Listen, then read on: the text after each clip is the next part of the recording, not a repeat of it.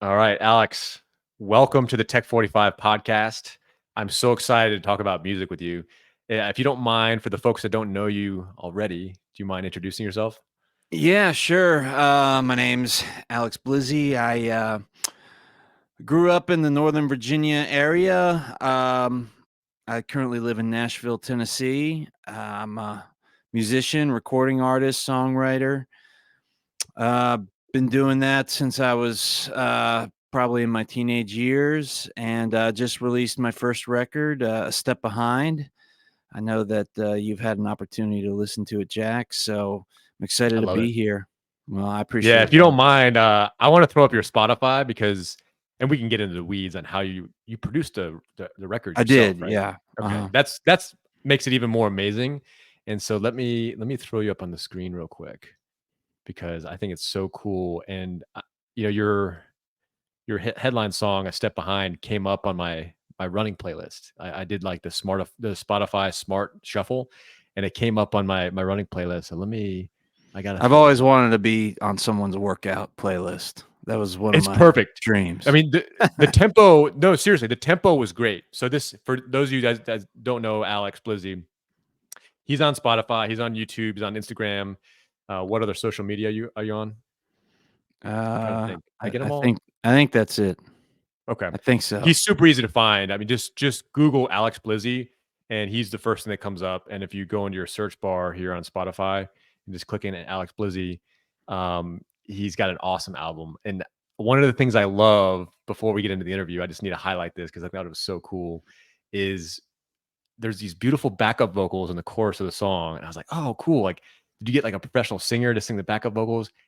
And it's actually your wife, which I think is just amazing. I think Yeah. that's just a cool story, and as if I didn't like the music enough already, I'm really grateful that I got to spend some time with you and your wife in Nashville when I was out there for Quad A. It's a big Army Aviation Association meeting that typically takes place in Nashville, but they're moving it to Denver next year. But I'll definitely be back in the Nashville area. I got a wedding there in March, so I'll make sure Oh, to great. come see you guys. Yeah, yeah. So We'll try not to drink as much next time. no promises. Yeah. But I want to back up because you and I have known each other for a long time. You're one of my oldest friends, as far Yes. as we've been in continuous contact. I mean, we met probably when I was like, I want to say 10 or 11. I could be I off on think that. I was 11 or 12, yeah. Yeah. I'm a year older than Okay. you, so, yeah, that sounds Okay. right. Cool. Cool. Yeah, and just it's cool to know that, like, we've stayed in pretty much constant communication, and we've always been, the last several years we've been, separated geographically, but I always look forward to hanging out with you. And it's such a good memory for me, like in downtown Nashville when we met in April of last year, hanging out at the top of that new Richard Branson hotel, Yep. just in the rooftop bar. I mean, just regaling old stories, man. I mean, you and I have been through a lot together, and you've always been a good friend to me, You too. and a source of encouragement to me. So, Well, I don't know. I really appreciate that. I admire everything that you've been able to accomplish so far. I've always been very impressed by you. I knew you were gonna do, big things, good things to help other people, and you've done that, and, I'm really impressed by the fact, of how many times over a father you are.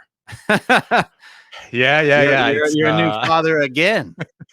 again, yeah. I just had my fifth kid, which is kind of crazy to think about. I never thought I'd have a whole minivan full of kids. I thought we'd probably stop at two or three, but it's our love has just overflown, and I can't say enough good things about how fun it is to have a big family and to see the dynamics between the kids is awesome. So I really admire that. We haven't taken the plunge yet. We're talking about it, though.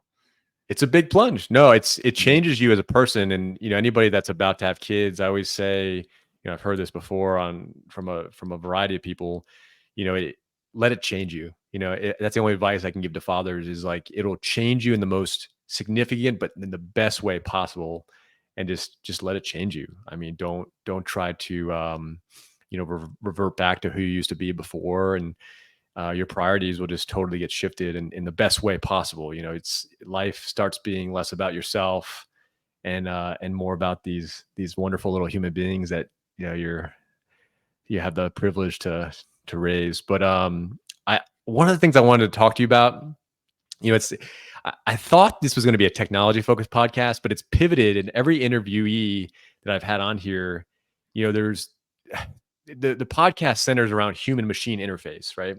Right. And so and we talk about, we go way back in time about humans and, you know, how they used to interact with, you know, basic primary tools and how they used to domesticate animals. But really, you know, one of the themes that's kind of pop up in the podcast is what can humans uniquely do? So there's the human machine interface part, and there's stuff that we can train machines on how to do, but there's still so many things that we engage in on a daily basis that humans are uniquely positioned to do, and that includes music. Um, so I wanted to ask you about the first time. Tell me about the first time you ever put your hands on a guitar.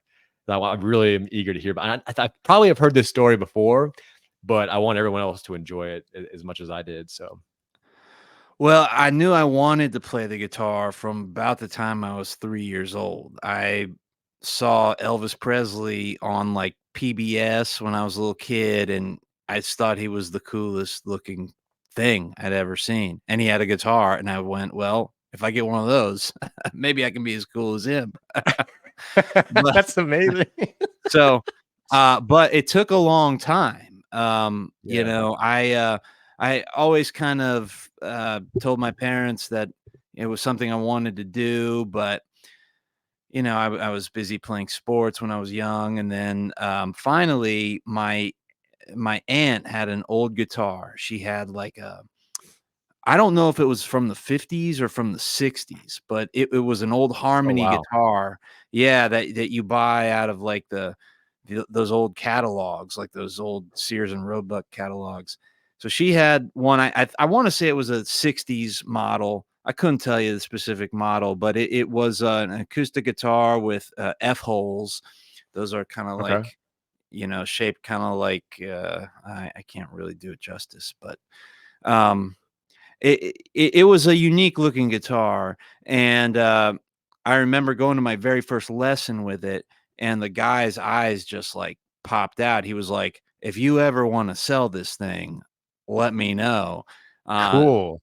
it was cool. The only bad thing about it was a really hard guitar to learn on for it to be your first guitar. Like, the action, which is the distance between fretboard and strings, was so high. Even after bringing it to the music shop to get it all set up and everything, it was like there was really no way around some of the issues it had in terms of playability. But it kind of made everything that came after a lot easier because it was the first guitar I learned on. So I learned all my cowboy chords on that. And, I started playing when I was 11, almost 12. And, my parents had gotten divorced, and I had started to put on a little bit of weight, so I wasn't quite as good of an athlete as I had been. So all of my efforts and energy went into that instrument around that time. But like a lot of kids around that age, you get sidetracked, and after about a year, I didn't practice quite as much. So I stopped taking lessons, but I wanted to kind of continue it. So I really worked hard at the time. Tablature online was really starting to be a big thing. So I learned Yep. a lot of songs that I liked that way, and eventually found my way back into lessons. But that was that was kind of the inception of it. I didn't get my first electric guitar until I was about 13, and that guitar was really not a very good guitar either. But it was a Fender Squire. Yeah. But That was my first yeah, guitar too. yeah. Um, it was awesome though. I mean, it was the thing that I wanted from the time I was a young child. So it was a big deal when I got the guitar. That acoustic guitar. I knew then that it was probably going to have some great impact on my life.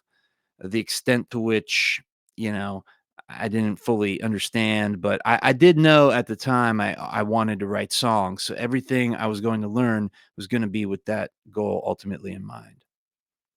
That's amazing. I love that story so much. And Your passion for music rubbed off on me in a big way, and this is kind of a rare quality that I haven't seen in a whole lot of people, where their passion is so evident, and it's magically weaved into their life and everything they do and what they talk about and what they think about, what they dream about. And you were one of those people, and you made a huge impact on my life and exposed me to music. And I was going to ask you about tablature, because Mhm. you showed me how to read tabs. And I for don't those that remember, don't know, but that's yeah, cool. you did. Yeah, you did. No, no, and it's even a dummy like me can pick up tabs. And for those that are not familiar with tabs, there's two ways to play guitar. One is the traditional way to learn the musical notes within the correct key.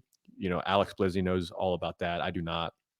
Aside from like the recorder I played in like the fifth grade in elementary school. But there's also, for dummies like me, there's tablature, which essentially is a visual representation of six guitar strings, six lines on a website, and then it shows you exactly which fret to put your fingers on. So it gives you like a visual guide to replicate chords or a guitar riff. And that's really the extent of my guitar knowledge.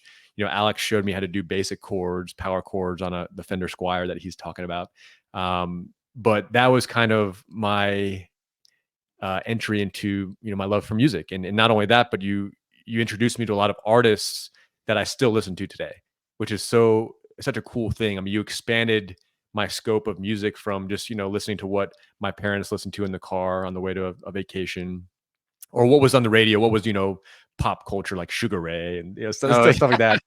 yeah, yeah. And you actually you introduced me to the Allman Brothers, the Beatles, a lot of blues artists that I still listen to today that are still intertwined with my Spotify playlist, and that made a big impact on my life and kind of shaped the way that I look at music. Wow, well, thanks, man. I didn't know the extent, of influence that it had on you. That means a lot. For me, being able to share all of those artists and you mentioned the Almonds and, the Beatles. I mean, they're legends, classics for a reason, but I think, being able to share why I believe that they are so great and, allowing that to rub off on somebody else, that's important to me because I do, think as we kinda get further and further away from the heyday of some of those artists, I think there might be a temptation on the part of some to start to question their current relevance, and Yep. I think that would be doing a great disservice to a lot of people and a lot of future generations of music, so I'm really glad that had, the kind of impact that it did, and I hope I can continue to kind of impart that, on others, and hopefully others will impart it on me too, because that's a big part of how I, find, new music, and then if it moves me, that influences me in songwriting, so glad to hear. So I want to pull on that thread too. You just mentioned songwriting. I didn't Mhm. think about this question before the interview, but you've been writing songs for a long time. You mentioned, your formative teenage years. I distinctly remember you, and I don't even know if you would record them on like one of those, tape recorders that we used to have. Man, people that were born 20 years ago don't even know what we're talking about. I mean, it's I the had era one of of those. analog. Yeah, yeah, yeah, exactly. And it's funny that my younger brother probably wasn't even around. My youngest brother probably wasn't even around. When analog music still existed, we still bought cassette tapes. But explain to me your songwriting process. Both from an early age when you were a teenager to now. What does Okay. it look like? How has it evolved over time? And Mhm. what inspires you to write a song and to put the lyrics and overlay 'em with music and a beat and a tempo? I think it's so fascinating. It is fascinating. It still fascinates me because if I thought about it too much and kinda, parted it out too much, I might, start to become overwhelmed by it, you know? Sure. Yeah. It is such a mysterious thing, but, there is a process by which that I have, and I've kind of mostly been working from the same process for the last, I would say, 15 years or so. About the last 15 years, I've kind of had a pretty similar process. Um, but going back to my teenage years when I started, it was a little different. I used to kind of get on the computer and use some of the programs at the time that had, MIDI instruments where, you could come up with a drum beat, with MIDI, like the computer instruments, Sure. or a bass line, or something like that. And I would kind of play the guitar. I'd come up with some kind of parts, and I'd essentially create a track, like how a lot of Yeah. the pop music's created now. It's funny, back then I was kind of working more in the workflow that a lot of these pop artists who write and produce these days, how they mostly work. But I found at that time that it was really hard to kind of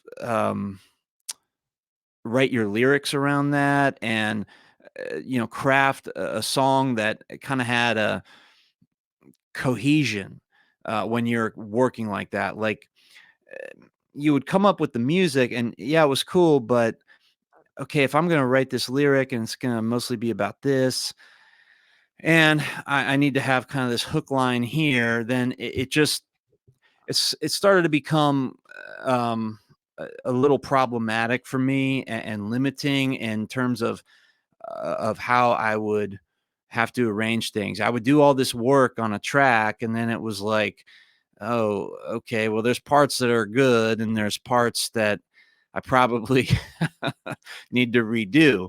And so Sure. Yeah. I just found that it was not the most efficient way of songwriting.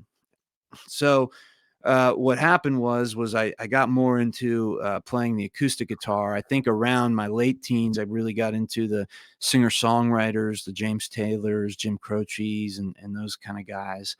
And to me, like, the music sounded so natural. So it was all acoustic guitar, and I started learning a lot of that. And the idea of just sitting in a room with the acoustic guitar and trying to write a song totally on that, making sure it sounded good all the way through, just voice and acoustic guitar. That was um, how I started doing it then. And it forced me to be more self-critical in the songwriting, Okay. and to be it allowed for more easy editing. I mean, it was just, if I was writing in that manner, by the time I would get around to recording it, I would have felt like the song was ready to be recorded. So I've mostly been working from that kind of workflow for the last 15 years or so. But that's not to say I don't write songs on the electric guitar. I do. But when I do, it's mostly the same kind of process as on the electric, or I'm sorry, on the acoustic. I'm not somebody who is generally, like, very influenced by a lot of effects and different kinds of sounds and stuff. I mean, I like those things, but for me, I start experimenting with that after the fact, after the song is written. I feel like it has to be a good song in terms of melody, lyric, and groove, and harmony too, all the way through before I can begin to make considerations regarding, how it should sound. Um, in terms of, you asked about the lyric portion of it too. How do I get Yeah. inspired? hmm Um, you know, I, that's something I worked at for a long time. Um, and it's always a work in progress, finding those things that interest you and influence you. I think for me, I do prefer to write from a title first. It's a lot easier if you can come up with a good title, Yeah. and then frame everything toward it. A lot of the songs on the record, not all of them, but a lot of them, I wrote the choruses first. So by the time I was writing the verse, everything kind of falls into the chorus, and then um, you have a pretty good product right there. So I That makes still, a lot of sense. yeah, I still prefer to write in that manner if I can, um, but there are benefits to not doing that too. Sometimes those forms can feel a bit, well, a little contrived, but they are also done a lot too. So there is a benefit to just sometimes through writing something, and maybe you come up with something nice on the guitar and it just inspires you, and you just go. Yeah. Um, and I'm trying to do a little bit more of that now. But I I know the tried and true method is going to get me something pretty good. So titles, I've spent the better part of like my early 20s trying to figure out what makes a good title. There's a lot of different things that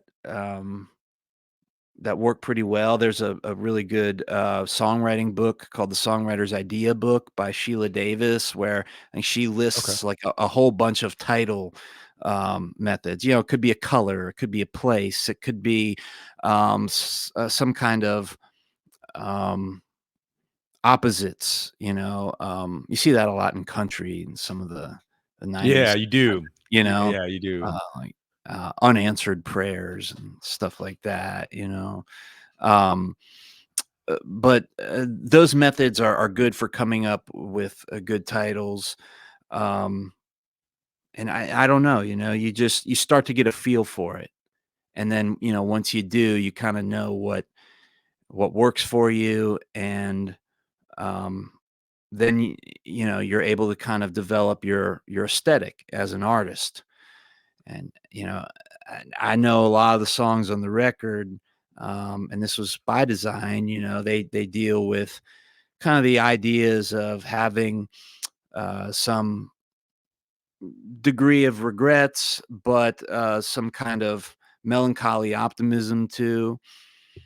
Um, Kind of feeling like you're kind of always, well, I mean, the record's called A Step Behind, and that was a big theme on it. Kind of always being just a little bit um, outside of where the action was. Yeah, I love that song, Drinking by the way. Town's about that too. Being outside of where the action is. Yeah, that's kind of a theme, it's there. Mhm. I think is it human nature to feel like we're missing out on something?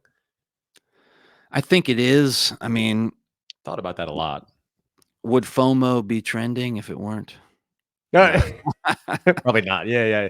I think like I think about those too.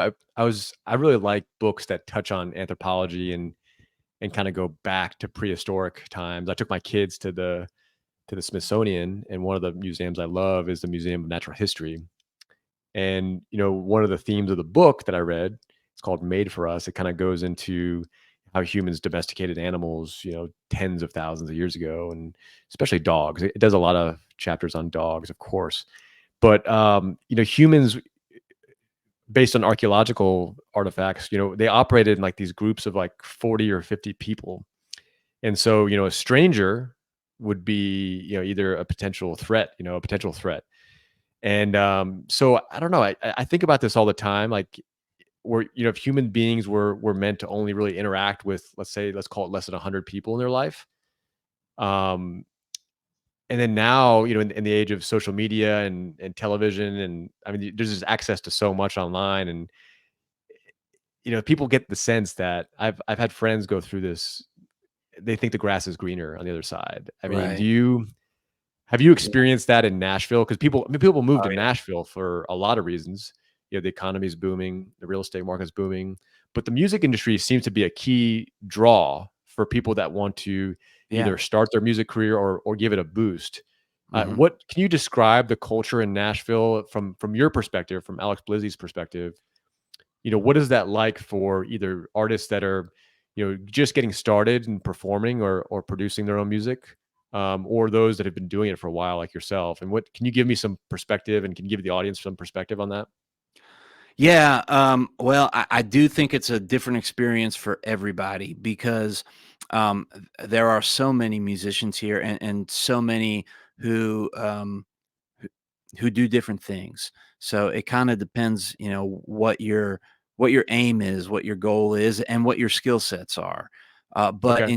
in general, I'd say um, the culture now is like, everybody does home recording to a degree, but if you come here, there's a lot of studios too, and I don't mean necessarily like the big studios, although those are here too, in the Yeah. traditional sense. I mean like real working studios that put out quality records, but they are kind of um, I don't want to call them project studios because they are bigger than that.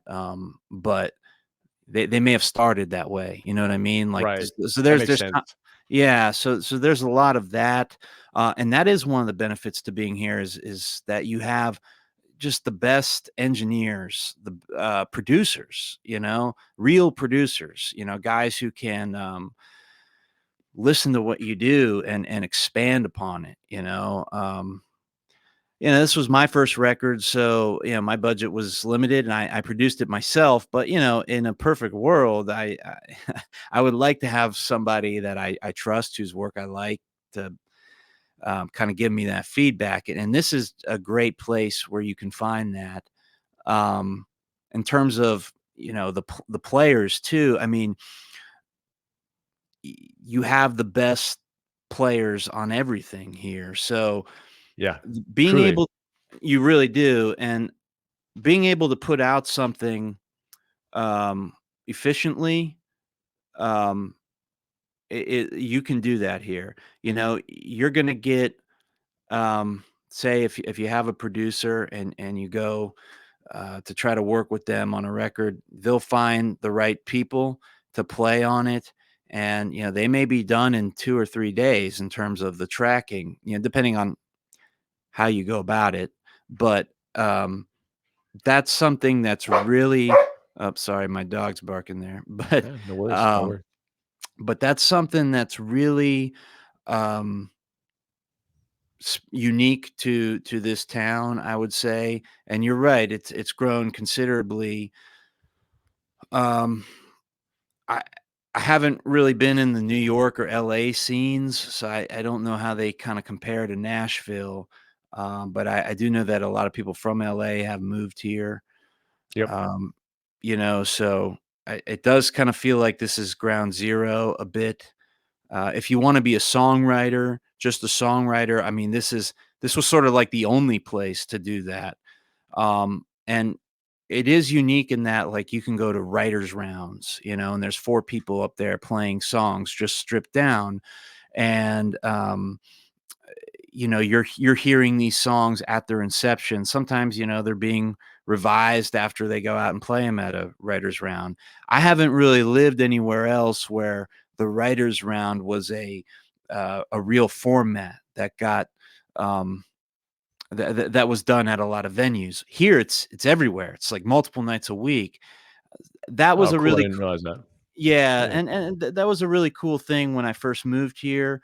Ultimately, I think I kinda realized, at least for myself, that my music, while it definitely has a fair amount of country influence, I like a lot of the country rock, type of music. I do kind of, fit into this sorta in between spot where, maybe my music isn't the most, commercially available for country radio artists, I would say. So I moved away from focusing on that kind of thing and more into just doing my own thing and trying to get it the best I could. But Nashville has something for everybody. I mean, I think the Black Keys were one of the first big rock bands to live here, but now there's a whole bunch of them. I didn't know that. Yeah, I love Mhm. the Black Keys. I really like their Yeah. music and it's unique. I don't even know. So I was going to ask you this anyway. I don't know what genre I would classify the Black Keys, and honestly I don't know if you really fit into a genre either, which is a good thing. I think some of the music I've been listening to a lot lately kind of transcends different genres altogether, which I really like. because it's some unique sound that that person, that creative person put together themselves, and and maybe intentionally insulated themselves from the idea of a genre. How do you feel about that in general? Insulating myself from a particular genre? Yeah, You know, I think, if it works out that way, I think that's cool. There's a lot of great artists. I mean, what would you call the Velvet Underground? I don't yeah, know what you would call them. I mean, they were unique, but I certainly like them. Um, I I think for me, I would say I'm kind of in the heartland rock is kind of a term I've heard people use yeah, for John Mellencamp, Tom Petty, these kind of artists, the Jayhawks. I Those are all artists I like and I kind of try to sound similar to. But when I'm producing or arranging the songs, I try to always make sure that there's a fair amount of groove in them, because the songs do kind of have a country folk element to them. Sometimes the tendency with that style of music is to have a very straight ahead kind of rhythm and beat. And sometimes it's needed depending on what you're saying or what you're doing. sure. But for me, I like a lot of the rock and roll artists, some of the older rock and roll artists. And a lot of what I liked about the heartland rock artists that I do like, or country rock, however you want to call it, is that there is that roll aspect to it. It is a little bit more rhythmic. There is more backbeat. So Yeah. I've tried to do that in my music. It's not quite the grooves aren't quite as straight on as you kind of hear in a lot of the modern Americana scene. I do think it's in the mold of Americana, but Oh, for sure. I do think that I at least try to place a little bit of emphasis on that to make it my own. Yeah, and I think so. The music sounds awesome, and obviously, just judging from the audio that's coming through on my end from your microphone, you've got a lot of experience and maybe a lot of growing pains behind A lot. the audio. Yeah, yeah, but yeah, yeah. So this is something I want to pick your brain on because there's a lot of my friends, some of which I actually served in the army, are looking for this creative outlet in the form of podcasting, or doing videos online or playing guitar. I mean, there's one of my friends, who's posting a lot of his music online on Instagram, which I love. I just actually two of my friends that I serve with, and I can tell, like, as they go on, the audio gets better and better. And it seems like, I don't know what function this is, but it seems like the audio equipment that's available to the average consumer has has gotten better, like exponentially better. I mean, can you It speak has. on that? And like, like what's the step from, amateur like me just recording on a cheap, microphone towards, when do you start getting equipment that you can set up at your house that you can really produce some great sounding music? Well, I'll be honest with you. I think you can produce a lot of great sounding stuff on cheap equipment, to be honest, Okay. nowadays. I Yeah, tell mean, me more about that. Yeah. well, I just think the quality of cheap equipment nowadays compared to what cheap equipment was 30, 40 years ago, it's just a world of difference, it's good. Now, when you put it up when you put a cheap microphone up next to like a Neumann U67 or something and it costs $7,000, or more, you're gonna notice, but Sure. Yeah. that's anything. Um, so, you were talking about when to do that. I think it really all depends on what you're trying to do, what you want to spend on it, what's important to you. Um, there are we all kind of have our preferences when it comes to how things sound. Certain microphones, especially cheap ones, tend to be more sibilant. That means more kind of S sounds in the 7,000 hertz range. Um, but y- you know, it's really whatever you want to do with it and whatever your budget is. I will tell you on a personal level, after I recorded the record, because it did cost, something to produce, and I needed to kind of pay off some of the debt associated with it. I ended up selling all my outboard gear that I used on the record, preamps, compressors. That was most of it. And I went to a universal audio interface. Um, and the reason I did was because I had friends who used them and I was familiar with their product, and they make plugins that are just, world class. And I felt like uh, I didn't feel like there was a massive drop off between what I was getting rid of and what I was exchanging it with, and I was able to make a little money. Cool. So, I mean, I say all that to say right now, all I'm using is one interface and all digital plugins, and I do have a couple mics, but Cool. so you can do a lot with a little. No, that's encouraging. I'm gonna clip that for my friends that are producing Mhm. music on Instagram because I want to encourage this creative outlet. I over the holidays, Christmas and New Year's, I had this conversation with my family at the dinner table, saying that nowadays with an internet connection, I'm filming this on Mhm. a GoPro, a cheap. This is like a GoPro that's several years old, and this microphone. I think this microphone costs 60 or 70 bucks. Yeah. Um, I bought it at Micro Center down the street, and everyone has a voice, and that's Mhm. why I wanted to have you on here because one of the themes that I was trying to get across to my family is that anybody, whether or not you are into music, technology, art, you can have a voice, and if you want to produce your own, video, your own podcast, your own music, um, Mhm.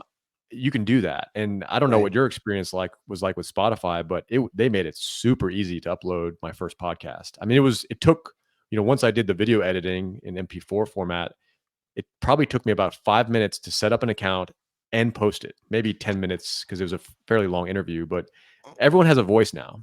Yes. My experience when I put out the record with the digital distribution was a little frustrating. Not well, it was frustrating because I didn't really know what the process was like. Like I didn't understand that if it's your first release, like I guess I don't know if I'm saying this right, but I guess if it's your first release, you don't really have the opportunity to set up like pre-saves and stuff or submit to some of the editorial playlists ahead of time.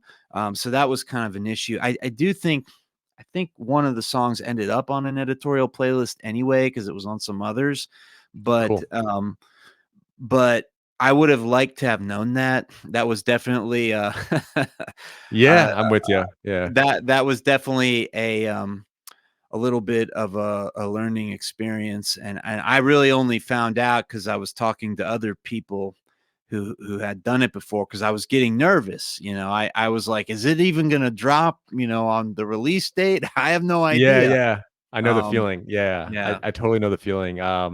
What's funny is that you uploaded on Spotify. That's my primary um, platform that I not only upload this podcast to, but mhm, also listen to music. And the fact that I can download your song on my Apple Watch, I got one right there, and or my cell phone, and listen to you when I'm on my run. I was running around my city the other day. I try to get an early morning run in when I can, and your song came on the Spotify Shuffle, the Smart Shuffle playlist, and I was like, "Oh, this makes me so happy." And I think that shortly after that, I reached out to you. I think I texted yeah, you that same you did, morning.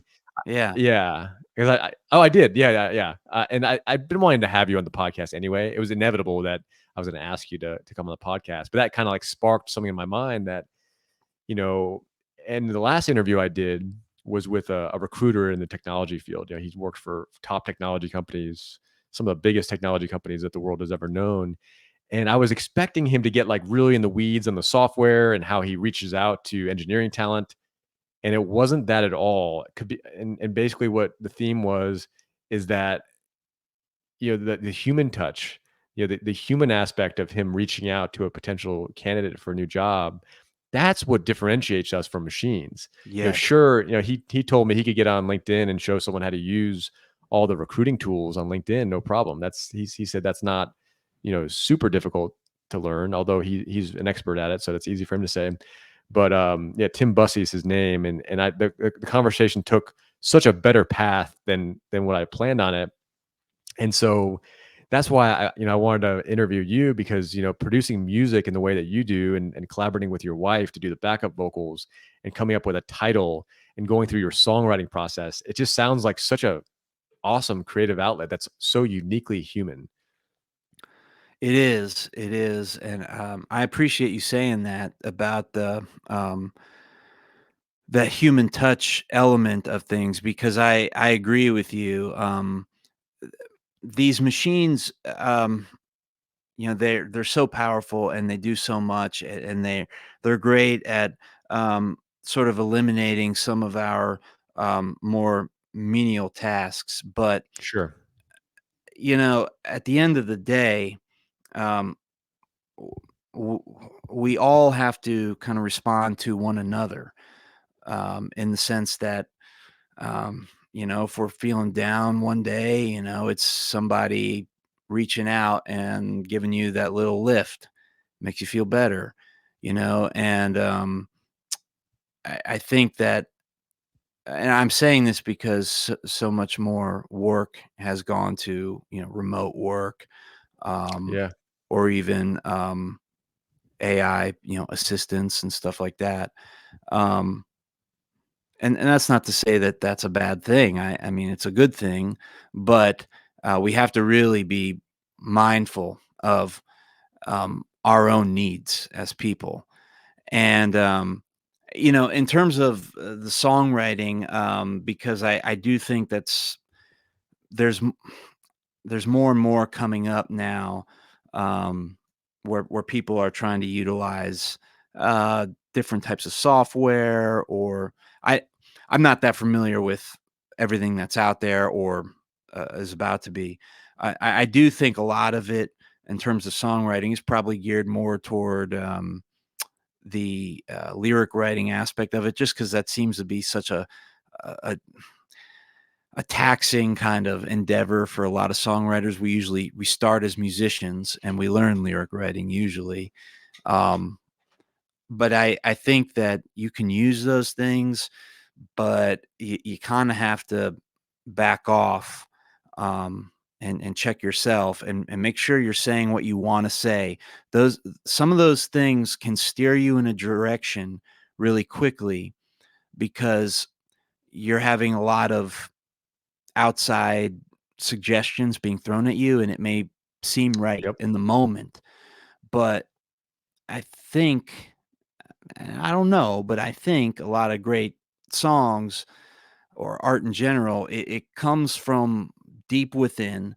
It's a culmination of all kinds of experiences through all the senses, over It time. is. It It is. is, and you have to work through it to kind of figure it out. It's very, very rarely does something fall from the sky that's so great and it's just there. It does happen, but it's really rare. You can't depend on it. So you have to kind of claw your way through a lot of that and to kind of get toward it. So, if your goal is to put out content, good content, maybe not life-changing content, Yeah. then maybe it's not so bad, but I think if you're trying to go for something more that hits you and maybe hits somebody else on a deeper, more spiritual level, I think you have to really balance that. And I use that term spiritual level because I do think spiritual practices, in order to kind of have them in a good state, you have to be comfortable with the quiet. You have to be comfortable with no distractions. And I think anything that is going to that plane, there's a degree of sacrifice there of being alone. You know, can you be Yeah. alone for a little while? I could not agree more. I find myself turning off more notifications on my cell phone than ever. I've gotten to a point where I don't when I get a text message on my iPhone, it doesn't I used to just have it on vibrate, right? Mhm. It would just vibrate once, like, really quickly. Sometimes I wouldn't even notice it in my pocket. And then I got rid of the banners, and then I got rid of the vibration altogether. So, if someone really wants to get a hold of me, they'll call me typically. And I've found myself, especially when I've been writing and doing both long form videos like this and then shorter videos on YouTube. Um, I get my best idea. Well, I want to say they're great ideas, but I get my best ideas early in the morning when it's quiet, no cell Mhm. phones. I'm either walking the dog, early in the morning before the sunrise or going for a jog around my city. Yep. That is when the creativity starts to spark. And I think people should listen to what you're saying and eliminate the distractions and spend some time with themselves. I completely agree. I had when I was about 20 years old, I had a kind of um an experience where well I was dealing with some things health wise I didn't really understand, uh, and years later came to understand I had diabetes, and it was undiagnosed at the time. But I needed to kind of expand, um, just well, not expand, but I needed to find some inner peace, some happiness, and I was curious about how you get there, and just beyond a lot of the things people tell you, in terms of praying or therapy or whatever, but really uh, have some kind of mental discipline, I would say. And I discovered a book by well, philosopher, 20th century philosopher. I think he's from India originally, but well, I think he was brought to America, Jiddu Krishnamurti. And I had read a book of his called Freedom from the Known. And, one of the things essentially that he talks about is, you know, anything that comes from the past, or if you're looking toward the future, that is in and of itself suffering. I Yep. think the Buddhists kind of have an idea like that too. Um, really being in the present, but how do you do that? You really have to condition your mind to uh, not have conditions about what you're experiencing. It's Yeah. very difficult. It's very, very difficult. But I found at the time when I was working at it, I had some of the best ideas I'd ever had, spring up from that because I wasn't talking so much in my own mind. I wasn't so much in my own head. Just, you react to stuff you see, you have preconceived notions about everything. But if you sort of let that go and just stop that voice in your head from going there, and it's very, very difficult. But the more you're able to do that, I believe that you're creating fertile ground for very important creative growth. I think you're spot on with that. And I would encourage, and I have been encouraging any of my friends that either used to or are thinking about or are currently engaging in creative thought or creative practice, keep doing it. Keep doing it. And I've gotten an overwhelming amount of support from you and my close friends and family with regards to producing videos like this. And I'm just doing this myself as a hobby. There's no real end game here, but I just enjoy it. And I told them, I was like, yeah, as soon as I stop enjoying it, that's probably Right. when I'll throttle back. But it's so cool that you became self-aware in that way, because I only recently, had a similar experience where I'm like, I need to start writing down some of my ideas, because Yeah. it's important to capture your thoughts and be able to reflect, and really get to know yourself. And I think one of the things too that I've really tried to express to a lot of people, especially people in high stress jobs, be kind to yourself. There's so Hmm. many people in today's day and age engage in this self-harm, this self-violence, for lack of a better term, where they're just so tough on themselves, like they're their biggest critic. And I told my friend the other day, he was calling me over the phone, not in crisis mode, but just kind of feeling down about himself. And I said, "Man, you wouldn't treat your best friend like this. So why are you treating yourself like this?" You know, and have you ever had that experience where you either had a friend or maybe it happened to you, where you're just being really difficult on yourself, or you've seen someone and it's blatant that they're being extremely difficult on themselves?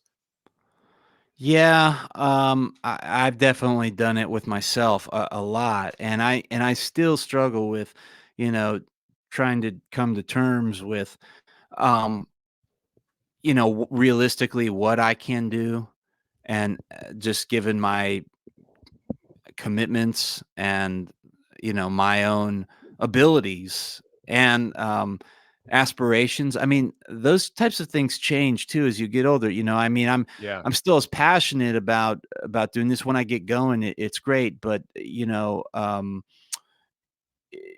do have to. It does change, through the years, and you do have to kind of always try to find new ways to fill the well. But yeah, I've definitely been, tough on myself, when it comes to, "Hey, am I producing enough?" Am I putting out enough, material that I'm happy with? Am Sure. I am I a good enough guitar player? Am I, is this song as good as, so and so's, who's a peer of mine and somebody I respect, but I damn sure wanna be as good as them, you know? Yeah, Uh, certainly. Yeah. so you're always, but you have to recognize too that, that especially with the arts, it's not, it's not like a competition like it is in sports. There is a competitive aspect to it, I think. I think that in some ways holds you accountable to making sure you're doing the things you need to do to, try to cultivate a good, healthy creative environment, but it's, you know, somebody else's experience is their own and yours is your own. And, What would you mhm. recommend? I mean, what are some, what's some wisdom that you can share? It sounds like you think a lot about this, which is great. What are some things you can share that have helped you deal with self-doubt? Oh man, that's a good question. I'll be perfectly honest with you. I've been dealing with it up till pretty recently. So, um, it's not like I have a lot of it in my rearview mirror. But um, it does help once you have been able to do something. For me, putting out the first record, that was a big accomplishment. It's a that was sort of like a scrapbook of my life. Yeah. And I could always, look at that and say, well, I've done it before. I can do it again and I can do it better. So that helps. But you do have to seek out your friends and the people who have always believed in you, who continue to believe in you. I think with people who struggle with self doubt, and I say this mostly because of me, uh, I think there's a tendency to try to maybe not reach out as much, Yep. um, Agreed. because that self doubt is what keeps you from going to those people who do believe in you. It's sort of it's weird, It's like you're fighting against yourself, um, and it ends up hurting your relationships with other people. It So does. if you strengthen the relationships with other people, in a way, that really kind of ricochets back to you to help alleviate some of that self-doubt, I think, at least, because it's gonna be other people who give you the positive reinforcement you need in order to get over whatever, mental challenge you're struggling with. Yeah, that's beautiful what you just said, and I think, two things that one statement you just made me think of is, and this you've done this already. You've kind of outworked your self doubt, by proving to yourself that you can produce your own album. It is possible. And you Mhm. once you had that album out there in the world and the everything, the artwork, the details, the vocals, the instruments are beautiful. I mean, it sounds well, it Thanks. is. It's a professionally produced I didn't do album the that you artwork. did.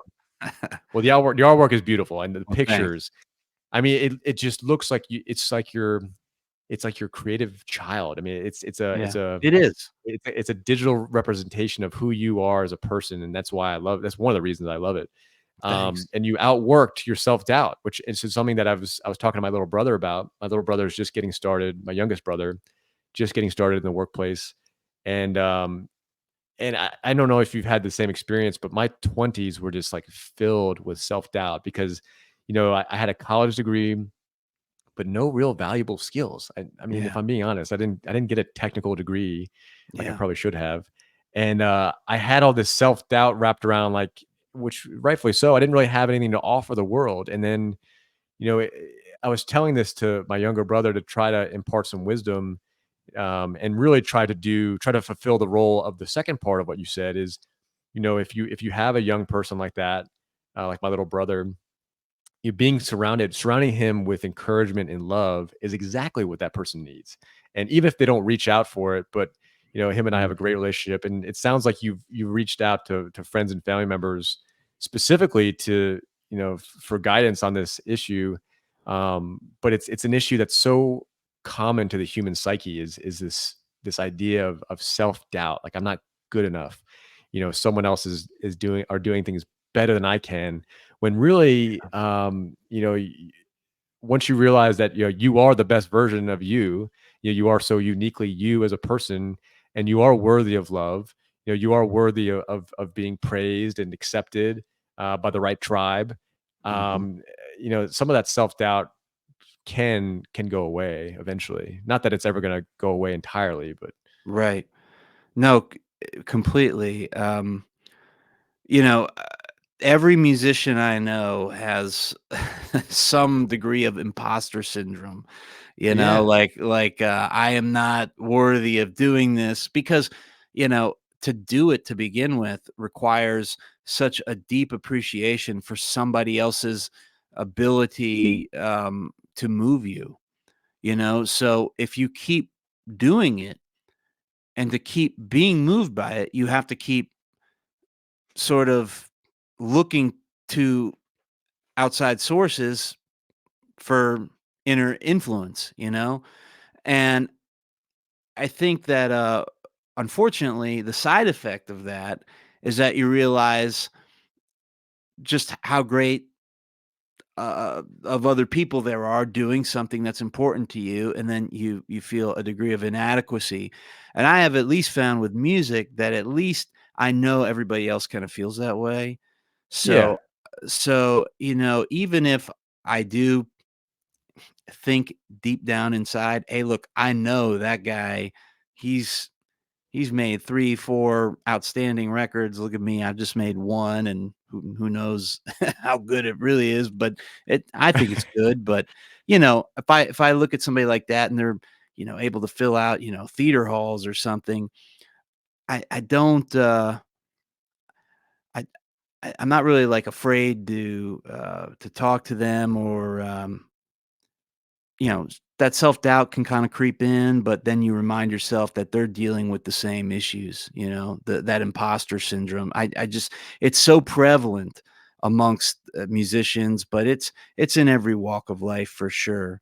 But it definitely, um, it definitely gets, musicians in a way that I think is maybe, more so than in other walks of life. Yeah, I would have to think so. I mean, it's so publicly out there. Mhm. You're putting yourself out there in the form of digital media and Spotify, YouTube, Instagram, but do you still perform live as well? Yeah, I do. It's been a minute since we've had a show, but yeah, our last show was like Halloween. We played over at this place called the Underdog here in East Nashville. It was a lot of fun. I'm hoping to get another booking sometime soon. I mean, I love that element of it. I'm still growing as a live performer. You're trying to figure out, which ones work best and what best order and how can I best portray myself, and there's all kinds of things to think about. But yeah, no, I the live show aspect of it is definitely a big portion of it. And when I do go to record an album, I always try to keep that in mind, because you are going to try to replicate it, live, even if it doesn't have quite everything that might be on the record. You at least want to get within 80%, 90% there.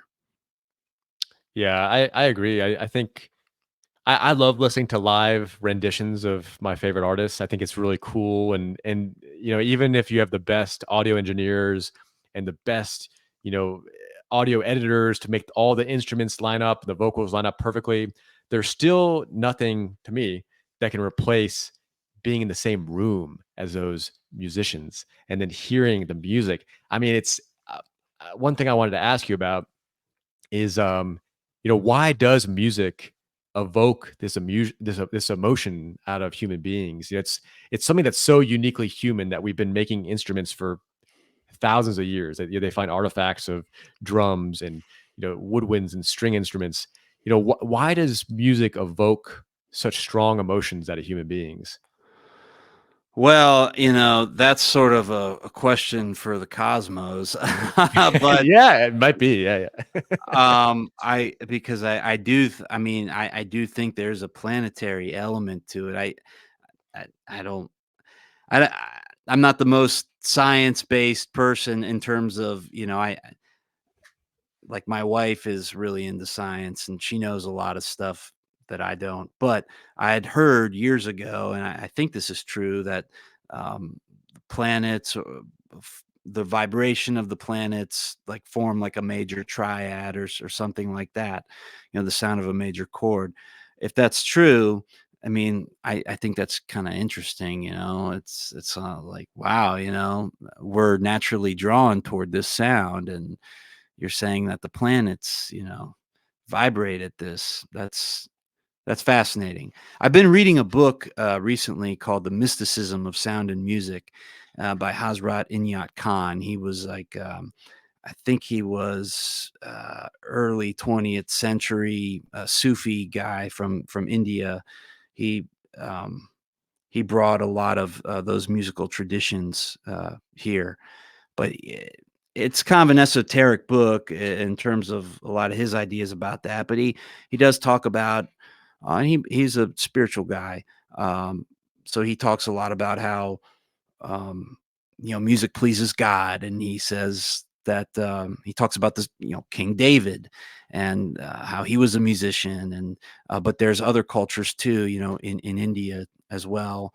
That this is a he essentially says that this is a common theme throughout major religions, basically, that music is a very pleasing thing to God, and that because it is essentially all of these vibrations that are part of our planet, that are sort of organized in a way that maybe this is why it moves us. I mean, he even says, like, when we talk, we're making music. And I mean, he's right, in that regard. He is right. I've never heard it phrased like that, but I love listening to people, like, really listening to what people say. I try to engage in active listening and hear the tones in their voice and the way their lips move. I think there's some accents from certain parts of the world that it's like they really do sound like music to me.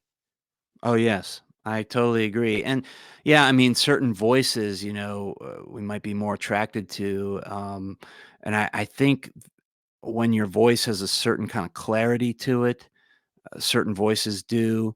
I think when that happens, they may be more centered around a certain frequency, and it might have kind of a more stable pitch to it. I do think people are more drawn in terms of attraction to those voices. So yeah, I think there's probably something to that. Um, and the rhythm of music too. I mean, allowing us to move and dance. Um, yeah, I don't know. It's just it seems like it goes back to the beginning of man, you know? I think so too. I think humans, whether we're pre-programmed or this if it's the way that we developed over time, the and I always visualize like a campfire, right? Because that's Mhm. how people stayed warm, that's how they cooked. I just picture people around a campfire together with their dogs. And I've experienced this too. I've gone camping with my friends and family, and it's amazing being around an open fire with your close friends. And we would play music just like they did, tens of thousands of years ago, whether it be in the form of an acoustic guitar, some lyrics to go along them, or a boom box. Um, and it feels so natural to be in that environment underneath the stars that it had to promote some sort of human bonding that is so deeply rooted in who we are as human beings. I have to think that way. Yeah, that's a great point. I didn't even think of it like that. Well, I mean, just up until, like the last century, really. I mean, the piano was a central part of people's homes because it was how they entertained themselves and entertain guests. And I do wonder about that going forward. If we aren't going to lose some of people's abilities in terms of really being virtuosos on the instruments going forward. I Yep. mean, there's always going to be people. Don't get me wrong, but we have so many more distractions now, and the instrument is not the centerpiece of people's homes. It's the television usually, You're right. and so um, I think now if you want to be really great at an instrument, there's almost more of uh, it takes more concerted effort on somebody's part. Whereas I think before, yeah, you could grow up around it and you could be musical even without considering yourself a musician, you know? Yeah, no, you're right. That is true. And I feel the same way. I mean, my kids always want to watch TV, and it's only up until a few years ago we actually had a TV in the house because one of the reasons is, I want to encourage them to create, not to consume. Yeah. And it's something you've done throughout your life. And some of my kids have an affinity for creating stuff out of clay or drawing stuff on a paper, painting, colored pencils, crayons. We just got them some instruments. We just got them their first musical instruments, harmonica, xylophone, little drum kit. It's so much more enjoyable from my perspective to create rather than to consume and consume. It feels really good, and it feels like it gives you the opportunity to express yourself in a unique way. Yeah, it does. It is it can be a very self-revealing process too. You have to be ready for it sometimes. And that makes it sometimes that makes you not want to go there, and so you have to kind of fight against that too, Yep. because it's going to be intense. Once you start going, it's intense. A friend of mine who writes and is a artist too, years ago, his girlfriend, now wife, I remember her saying she didn't like when he was writing. She didn't like when he was doing that. She said, Yeah. it's like it's so intense, and that like Yep. you get this tunnel vision and sort of everything else goes by the wayside. And I can see how that is um a very demanding kind of experience for loved ones. But I did happen to be lucky enough to meet the great Rodney Crowell one time when I was attending Berklee College of Music, and he said to me basically that if they're your loved ones and they really love you, they're going to give you the room to do it. He's right. Yeah. He's So right. Yeah. you just have to. You can't be afraid to spend time with yourself. It goes back to what we were talking about earlier. A lot of these things we have now, I have to wonder how much of it is not just us refusing to deal with ourselves. Yeah, I think I think you're onto something there because I think people, used to I've heard this, numerous times in various media outlets, but if you're standing in line, let's say the grocery store or the bank, doing just a menial task, like an everyday errand. When you and I were growing up, like we grew up together, we spent a lot of time together. Yeah, Our moms were really great friends and we spent a lot of time together. If you're waiting in line or if you're sitting somewhere, even in the back seat of the car or whatever, there was no cell phone to pull out of your pocket and distract you. exactly. You were Yeah, kind of forced to spend some time with yourself, which is maybe yeah, it's healthy. So yeah. Well, do you remember what we did the first time we met? What was our form of recreation? I do. I don't. I want to hear this. This is taking me Okay. way back. Okay. Well, I grew up with two younger sisters. So anytime I'd have some guys who were like brothers come over, of course, it was an invitation for me to figure out a way for us to eventually beat each other up. Uh, Oh and yeah. uh, Okay. All right. I know where this is going. so I said to you, I said, "Hey, do you guys want to have a sumo wrestling match?" Oh my gosh. I You remember remember this. that now? I remember this. Yes. We put pillows under our shirts and ran into each other and tried to knock each other down. Did we have a We called ring? it we called it a sumo wrestling match. I think we made an Oh, imaginary ring, yeah. it's so funny. There was a lot of wrestling that went on in your house, and Mhm. part of it I attribute to all those WWE games that we used to play. On That's was it on right. Nintendo? Was on I It can't remember what it might was. have been. I don't remember. But, Yeah, it's, I do have to wonder, like, our kids coming up these days, do they find ways to entertain themselves in that way, the same way? I don't know because I don't have kids. I assume probably, yeah, to a degree, but it seemed like we did that still all the time, we when we did. were Yeah, kids. And I think that was for our our whole parents, life. yeah, well, for our parents' generation, even more so because they didn't have TV.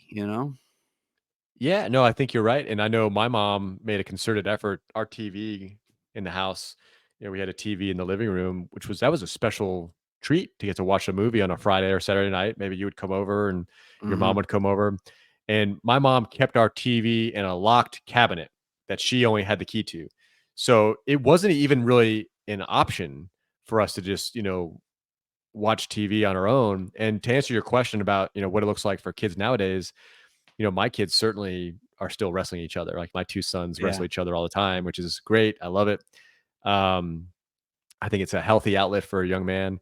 Um, but I will tell you, I have noticed, and I'm sure you've seen this, at restaurants or in public areas, there is the notion that like a lot of parents default to just handing their kids an iPad or a cell phone Yeah. to, basically to either watch some sort of media that's downloaded or streamed over the web, or play some sort of game on the phone or iPad. That's becoming, I would say, that's more common than not. Oh, totally. Yeah. I mean, I see it all the time, and but I try not to judge because I'm not a parent, and so I kind of feel like it's not really my place. How would I be in that situation? I know what I'd want to do, whether or not it's feasible is another thing. But I I think like what your mom did, what you were saying with locking up the TV. I think that's what people have to do. Like you have to figure out a way to decompress from all of the electronic distractions we have. The cell phone. I mean, the cell phone is a TV times 1,000, It is because truly. of how much, is on there. And I mean, I'm saying this because I'm most guilty of it, but I am making more of a concerted effort now, to leave it for long periods of time and find ways because I the thing that's important to me is um, trying to be creative and because that's such a big outlet for me personally, and it's a massive distraction from that, you know?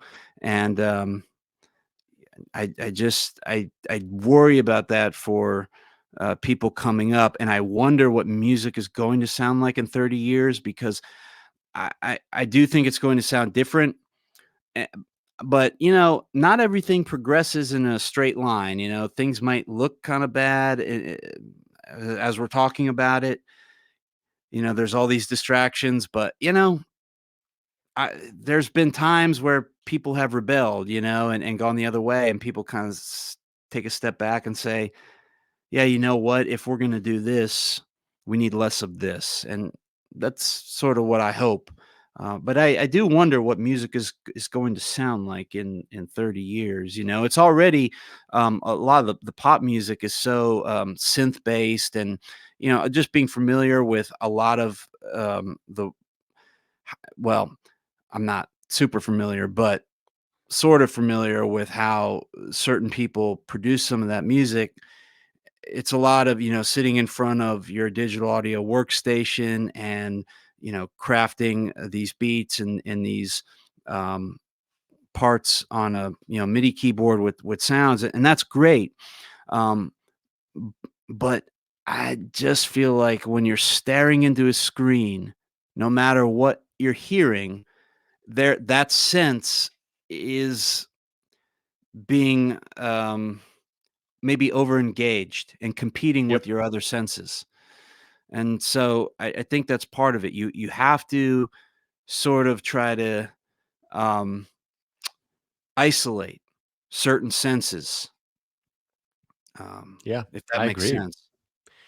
I agree. I think, and I'll share this with you. One of the things I love doing, my morning walks with my dog, or sometimes I like to run through some of the nature trails that are, I'm so grateful they're nearby.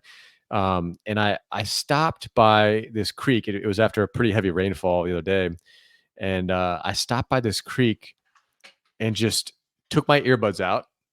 Mhm. I had some AirPods in, and I was listening to some music, and I just stopped by the creek and just listened to the water rolling over the rocks. You know that Yeah. sound? I mean, everyone Oh, knows that yeah. sound. Oh, That it's that the that is best. one of my favorite sound. Really, any water in motion, whether it be an ocean or a bubbling brook, a little creek by my house, that sound to me, and I was walking with my daughter earlier today, and we stopped at the bridge by my house, little culvert, and I was like, "Do you hear that?" And at first she said, "No, no, I don't hear anything." I'm like, "Listen really carefully. Listen to that sound of the water running over the rocks." And and she did, but she had to tune into it. So, but I don't know. Wow. Yeah, Wow. it's cool. Yeah, that's fascinating that, you know, I'm I'm not surprised she felt that way about it because it is so amazing, but, that's interesting that you had to kinda point her toward it, you know?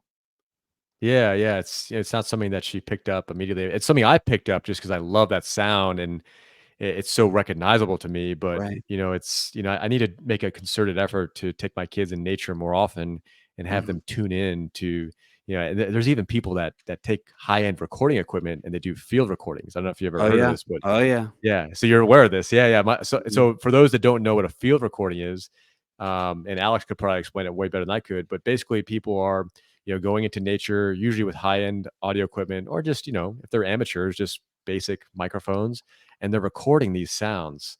And sometimes video goes along with it, but the bird sounds, the nature sounds, the bubbling brook sounds, the ocean sounds. They're on YouTube. If you type in field recordings, there's lots of people that specialize in it. But one of the things I wanted to ask you, um, before we sign off this time, I definitely want to interview you again. But I'm really curious, and this is me trying to get in touch with my own feelings, but also trying to understand how you feel. When you're in that flow state and you're creating music, how does that make you feel? How does creating music make you feel? Uh, man, I don't know, because I can't I can't stop to congratulate myself until it's done. Okay. Um, when I'm in the process, if it's really happening, I feel like it is the most important thing in the world. Even though we can, I mean, logically deduce it's definitely not the most important thing. It's not even the most important thing in my world, you know? But I think in order for it to be what it needs to be, you got to believe that when you're doing it. And you know, that's kind of where the selfish artist thing kind of comes into play a little bit, being a little selfish with your time and, you know, your priorities. But um, how does it make me feel? I think it makes me feel um, like, you know what? I'll use this analogy. How does a good hour on the elliptical or treadmill or running make you feel? How does it make your body feel? You know, you get that, you know, your endorphins going, and it just feels like your heart and lungs are, you know, being used to their full capacity, and everything feels better, right? It And you does, yeah. and you're sweating, so it kind of feels like you're shedding what you need to shed. That Yes. That's how it feels a lot when I'm doing it. Feels like I'm shedding. I'm shedding Yeah. what needs to be shed, like, maybe kinda like a snake losing its skin, you know, or, um, I don't know what else, but yeah, kinda like that. Feels like I'm shedding something that's been, building for how long, who knows, but I think without those moments and without me doing it, I can't take my next step as a person. So for me, it's about personal development as much as it's about any kind of um, you know, musical career goal or anything like that. In fact, to be honest with you, because I'm 36 years old, that's secondary to what it gives me for personal development at this point. You know, Yeah, that's amazing. I definitely feel that shedding feeling like that, like a weight has been lifted off, and I'd love to talk to you more about that. And I want to do this again. There's so much more that we could talk about. I mean, we oh just yeah, I feel like we're just scratching the surface. But me too. I wanted to end with this, man. I love you, brother. I can't Love you too, say man. uh, I want to encourage you to continue to do what you're doing. Continue Thanks. the act of creating, and I love hearing you play music. I love watching you play music live. I listen to all the music that you put on the internet.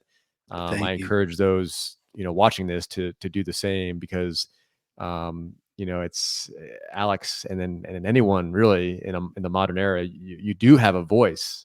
So thank you for coming on the podcast.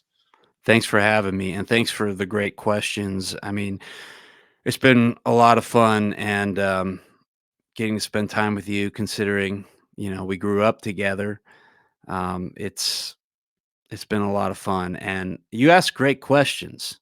You ask deep questions. I like that. Thanks. All right. Thanks. I'm definitely looking forward to the next one. Oh, yeah. No, we gotta talk more music because there's a few other And musical machines. topics and Yeah, machines too, so but, yeah, great talking to you, man. We'll you talk again too. soon. All right, man. Take care. See you, buddy. All right.